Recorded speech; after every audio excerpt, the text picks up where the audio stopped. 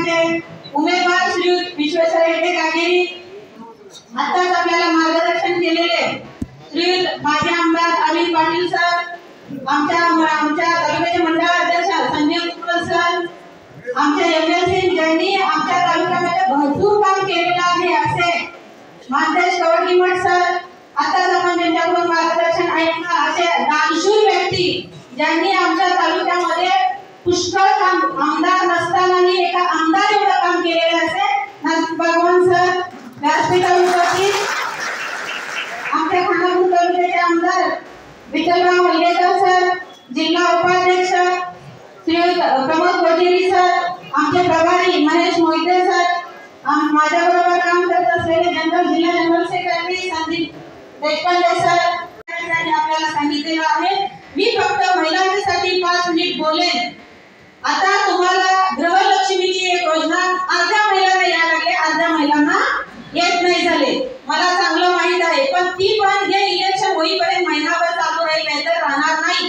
कारण राज्य सरकारकडे विकास कामं करण्यासाठी अजिबात पैसा नाही। आमचे आमदार भारतीय जनता पार्टीचे आमदार आहेत, त्यांना पैसे विकास कामासाठी मिळत नाही झाले, पण जे काँग्रेसचे आमदार आहेत त्यांनाही विकास कामासाठी आज राज्य सरकारकडे पैसा नाही। कारण सगळा पैसा फाय गॅरंटी म्हणून इकडे तिकडे जात आहे।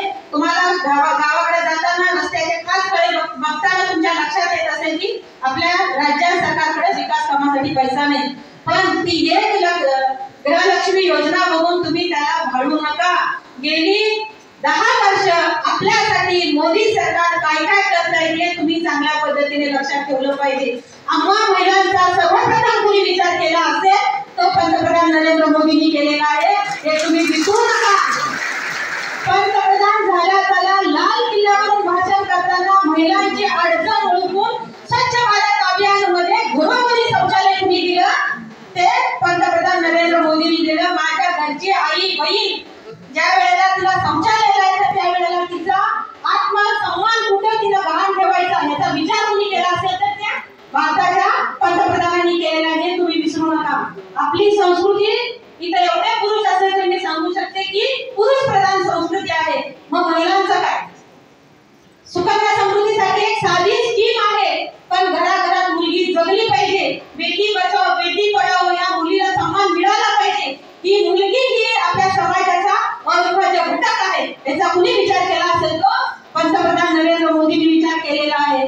माझ्या या भगिनी पहाटे 4 ला उठायचं, रात्री 11 वाजले तरी झोपायला मिळत नाही, घरात मुलं की चुलीसमोर बसून 2-3 तास स्वयंपाक सकाळी करायचा, शेतभर दिवसभर शेतात काम करून यायचं आणि रात्री पुन्हा 2-3 तास स्वयंपाक करायचा। ही अडचण कुणी ओळखली असेल? माझ्या भगिनीला माझ्या मातांना वेळ मिळाला पाहिजे, हे कुणी अडचण ओळखली असेल की पंतप्रधान नरेंद्र मोदींनी ओळखली आहे। आमच्या तालुक्यात मोबाईल टक्के उज्ज्वला योजना गॅस घराघरात पोहोचलेला आहे की नाही? मग याचा विचार तुम्ही केला पाहिजे। आपल्या घरातले सगळे आपले पुरुष आहेत ते इथं शेतकरी पुरुष आहेत। आजपर्यंत आपल्या देशाच्या इतिहासात शेतकऱ्यांचा कुणीही विचार केला नाही। आमच्या तालुक्यामध्ये पडला तर पाऊस भरपूर पडतो, पाऊस आला की आपलं पीक वाहून जातं, पाऊस नाही पडला तर पीकच पिकत नाही।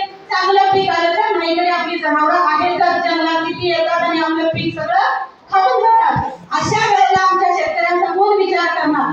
पूर्ण देशामध्ये किसान सन्मान योजना चालू केलेलं कोण असेल तर पंतप्रधान नरेंद्र मोदी आहेत, हे तुम्ही विसरता कामा नये। आपल्या कमीत कमी शेतकऱ्याला कमीत कमी वर्षाला 6,000 रुपये मिळावे याची व्यवस्था कुणी केली असेल तर पंतप्रधान नरेंद्र मोदींनी केलेली आहे। अशा कित्येक स्कीम आहेत